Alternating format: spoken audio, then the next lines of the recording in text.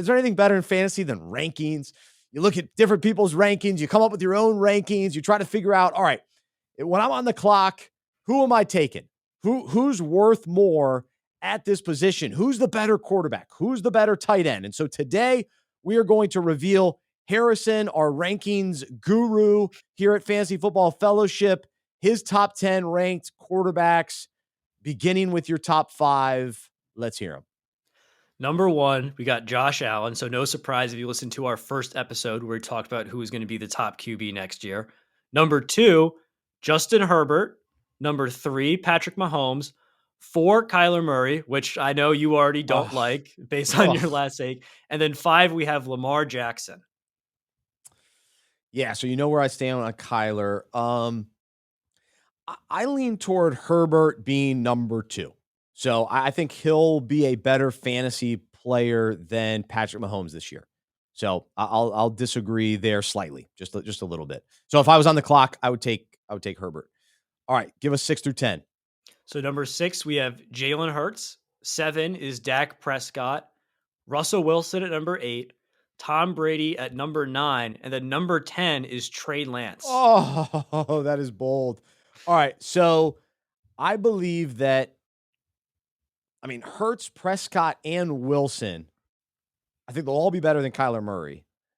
They all could potentially be better than Lamar Jackson, which you have at 5.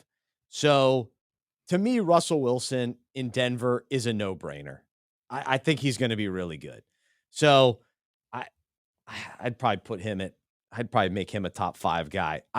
My big concern with him is I don't like drafting quarterbacks too high. And I feel like you have to, if Russell Wilson fell to me, I'd be pretty excited, but I think he's going to go a lot earlier in drafts. So that's what makes me nervous. So I like the value of maybe a Dak Prescott, people kind of questioning him a little bit.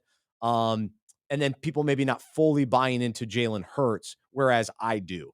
But tell me about Trey Lance at number 10. You're sneaking him into the top 10 already? Yeah, so I liked him a lot last year just as a prospect, but he never really got the playing time because the 49ers went in a win now mode with Jimmy Garoppolo, which obviously it worked out to them. They made the NFC Championship game.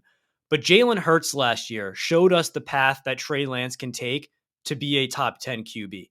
Jalen Hurts was not a very good passer last season still, but his rushing ability brought him to a QB9 finish for fantasy football. Trey Lance, he can still be not an amazing quarterback and produce. In the 2 games he had last year where he started, he had 24 rushing attempts. Plus, San Francisco is a top 5 O-line. They have amazing weapons like Debo and Kittle who are great after the catch. They can turn a 5-yard dump off from Lance into a 50-yard touchdown, and all of those points still go to Trey Lance.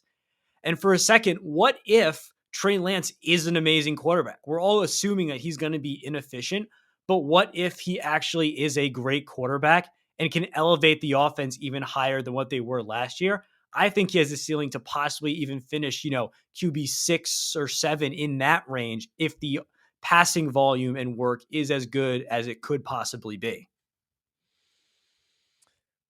You make a good argument. I actually do have him on my keeper team where we keep 13 players, and so I have to decide. I have Joe Burrow and Trey Lance. So, you don't even have Joe Burrow in your top 10. Ooh, that's interesting. All right. So, yeah, I'm not necessarily huge on Cincinnati this year, but to not have Burrow in your top 10, that's pretty bold. So, yeah, I'm not like all in on Lance like you are. I've got probably some more hesitation there. I need to see more. But it is fascinating that the quarterbacks that end up playing in, the playoffs, the NFL playoffs, the Tom Brady's, even Aaron Rodgers, they're not the mobile ones. But when it comes to fantasy, we're talking about all these guys that run and pass and they sneak into the top 10. So that's where Trey Lance, I understand your desire from a run pass standpoint. So we have to like turn our brains off a little bit from NFL because it's still Tom Brady. But where's he on your list? You got him. You got him at 9. I've got him as number 9, so not too far down. Yeah. So yeah, it's just it's court. I lean toward. We'll talk about this on another episode. I lean toward getting value late from quarterbacks. So Derek Carr, Trevor Lawrence. I'm going after guys like that. Matt Ryan. I'm excited. If Burrow slips, I like Burrow late. I just don't like Burrow early. That's the key for me.